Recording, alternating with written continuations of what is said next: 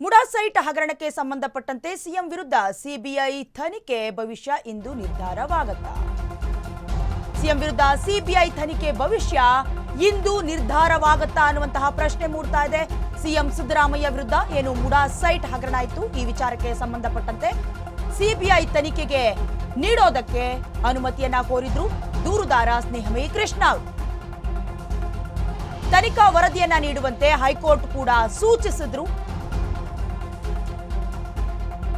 ಕಳೆದ ವಿಚಾರಣೆಯಲ್ಲಿ ಲೋಕಾಯುಕ್ತಕ್ಕೆ ಸೂಚನೆಯನ್ನ ಕೂಡ ನೀಡಿದ್ರು.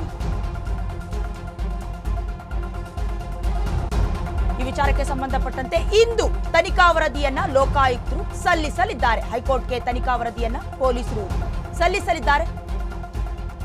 ಲೋಕಪಾಲರ ವರದಿ ಮೇಲೆ ಸಿಬಿಐ ತನಿಖೆ ಭವಿಷ್ಯ, ತನಿಖೆಗೆ ಕೊಡಬೇಕಾ ಅಥವಾ ತನಿಖೆಗೆ ಕೊಡಬಾರ್ದಾ ಅನ್ನುವಂತಹ ನಿರ್ಧಾರವನ್ನ ಕೋರ್ಟ್ ಇವತ್ತು ನಿರ್ಧಾರ ಮಾಡುತ್ತೆ. ಮುಡಾ ಹಗರಣಕ್ಕೆ ಸಂಬಂಧಪಟ್ಟಂತೆ ಸಿಎಂ ಸಿದ್ದರಾಮಯ್ಯ ಅವರಿಗೆ ಅಂದ್ರೆ ಅವರ ಕೇಸಿನ ತನಿಖೆ ಮಾಡೋದಕ್ಕೆ ಲೋಕ ತನಿಖಾಧಿಕಾರಿಗಳಿಗೆ 3 ತಿಂಗಳ ಅವಧಿಯನ್ನ ಕೊಟ್ಟಿದ್ರು, ಗಸ್ತನ್ನ ಕೊಟ್ಟಿದ್ರು ಉಭಯ ಕೋರ್ಟ್ಗಳು. ಇದಕ್ಕೆ ಸಂಬಂಧಪಟ್ಟಂತೆ ಸಿಎಂ ಸಿದ್ದರಾಮಯ್ಯ ಅವರ ಮುಡಾ ಹಗರಣಕ್ಕೆ ಸಂಬಂಧಪಟ್ಟಂತೆ ಆರೋಪಿಗಳನ್ನ ಎಂಕ್ವೈರಿ ಕೂಡ ಮಾಡಲಾಗಿತ್ತು.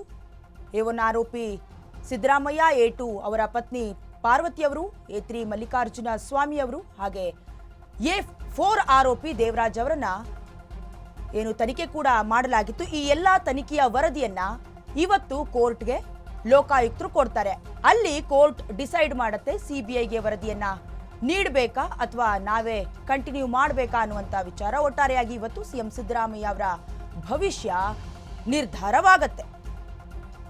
ಹೈಕೋರ್ಟ್ಗೆ ಇವತ್ತು ಲೋಕಾ ಪೊಲೀಸರು ವರದಿಯನ್ನ ಸಲ್ಲಿಕೆ ಮಾಡ್ತಾರೆ. ತನಿಖಾ ವರದಿಯನ್ನ ಲೋಕಾ ಪೊಲೀಸರು ರೆಡಿ ಮಾಡಿಟ್ಕೊಂಡಿದ್ದಾರೆ. ಇಲ್ಲಿಯವರೆಗೂ ಏನೇನು ವರದಿ ಸಲ್ಲಿಕೆಯಾಗಿದೆ ಅವೆಲ್ಲವನ್ನ ಕೂಡ ಹೈಕೋರ್ಟ್ಗೆ ನೀಡ್ತಾರೆ.